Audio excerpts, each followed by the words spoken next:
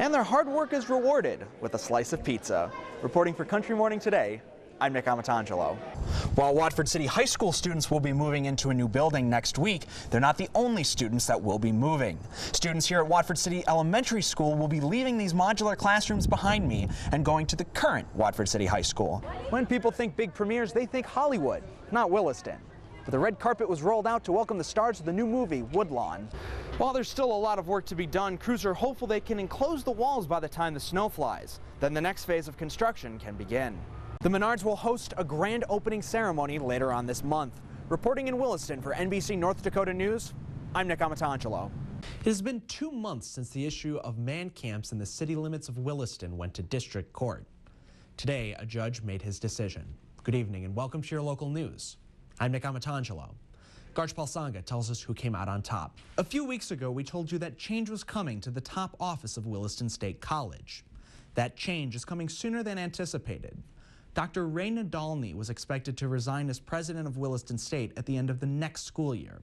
However, this morning he changed his plans and his resignation is effective immediately. Watford City's new high school is open. Good evening and welcome to your local news. I'm Amatangelo. I spent the morning there to see how the first day went. A Williston high school basketball coach has been arrested on a Class B misdemeanor sexual assault charge. Good evening and welcome to your local news. I'm Amatangelo. Williston police say earlier today they arrested 33-year-old Walter Eldridge. It's moving day for Watford City schools. Good evening and welcome to your local news. I'm Amatangelo. Today was the last day before the schools are reorganized. Today, widespread flooding is impacting parts of Texas, and some North Dakotans are going down to help.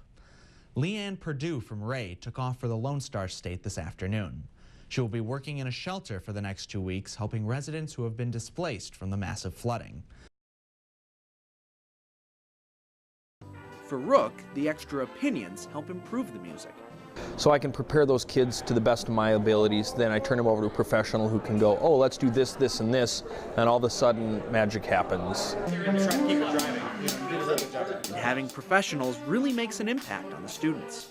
You know, Mr. Rook is great, but it's always nice to get new perspectives, new advice, kind of switch up the feel of our songs. Students and professionals alike will work together all week to prepare for the concert. 6:30 a.m. is so early, not even Watford City's downtown coffee shop has opened yet. But Rebecca Campbell and her team are already hard at work. I slept in a bit and I got here at like 5:30. The 17-year-old is the proud owner of her own business, B-Bonk's Bakery. All of it. I like everything about baking. The idea originally came from her older sister. She's just like, ha ha ha, Becca, you should, own a bakery. And I'm like, oh yeah, funny one, knee slapper there. But after spending last summer working a lemonade stand, she decided it was a good idea. With a little help from her family, Campbell was able to get things off the ground last fall. Fireworks like these are a staple for any 4th of July celebration. It's just American tradition, this is our livelihood. This is what we love to do, 4th of July, is celebrating our Independence Day. But before lighting off your own grand finale, it's important to keep safety in mind. That begins with preparation. 2 tornadoes touched down in McKenzie County last night, which stirred memories of another in 2014. And especially when you have a cell coming and then it dies down and you have another cell coming, the same thing happened 2 years ago. So that's what got my heart going. The 2 tornadoes were small, but the storms still caused a lot of destruction. Several funnels that were spotted, a lot of hail damage around town, a lot of vehicles have hail damage. While the county's new emergency sirens worked, there were many people that didn't heed their warning.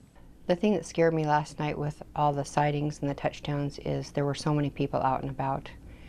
And that concerns Jappy. It just kind of baffled me because a tornado can come down so fast. With a blink of an eye, it can come down.